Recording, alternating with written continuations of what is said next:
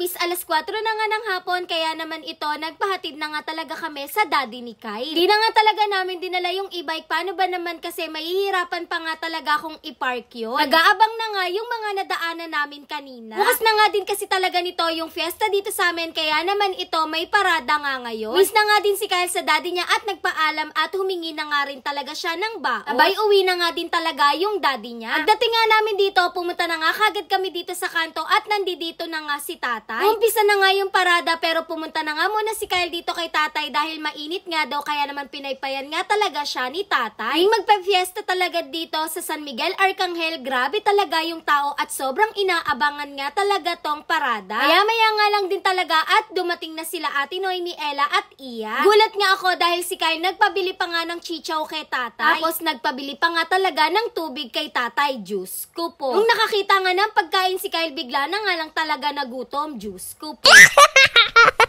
Habang nanonood nga ako dito ng parada, naramdaman ko nga na nasira yung stepen ko. Kaya naman, kinuha nga ni tatay at didikitan muna nga daw niya pansamantala. Sira nga lang ng stepen to, pero parada pa rin talaga ang iniisip. Diyos ko po. Uuwi na nga din sana nito si tatay, pero naisip niya nga, nasasamahan niya nga din talaga kami dito. Kaya naman nanood na nga din talaga siya. Yan nga pala talaga yung pinagmamalaki kong sobrang gwapong tatay. Nakakatuwa nga lang, paano ba naman kasi hindi nga si Kyle yung artista at yung pinaparada, pero siya talaga yung pinagkaguluhan. Marami nga talagang lumapit sa amin, lalo na nga dito kay Kyle, kaya naman tuwang-tuwa nga talaga ako at ito nga lang talaga yung nabidyohan ko. Tapos may mga artista na nga din dito na kasing gwapo at mas gwapo pa talaga si Kyle. Oh.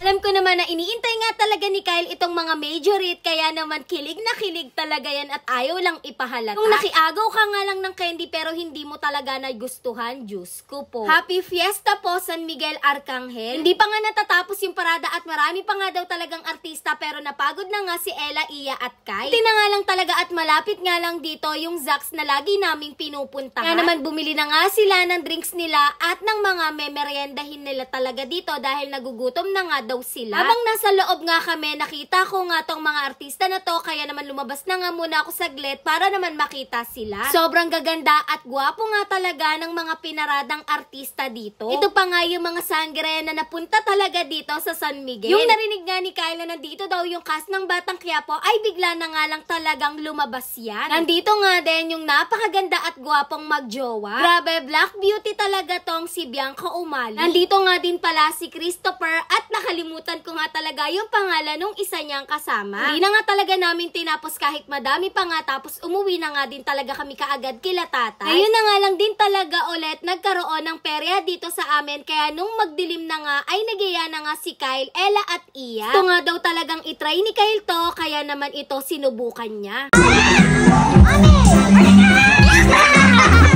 Nagtry na nga din si Kyle dito. First try nga lang talaga ni Kyle dito at mukhang mauubos niya talaga lahat at nakakatuwa talaga. Sunod-sunod nga talaga to at akala nga talaga niya teddy bear yung ibibigay sa kanya. Pero nag-enjoy talaga sila. Yun lang. Thanks for watching. Bye-bye.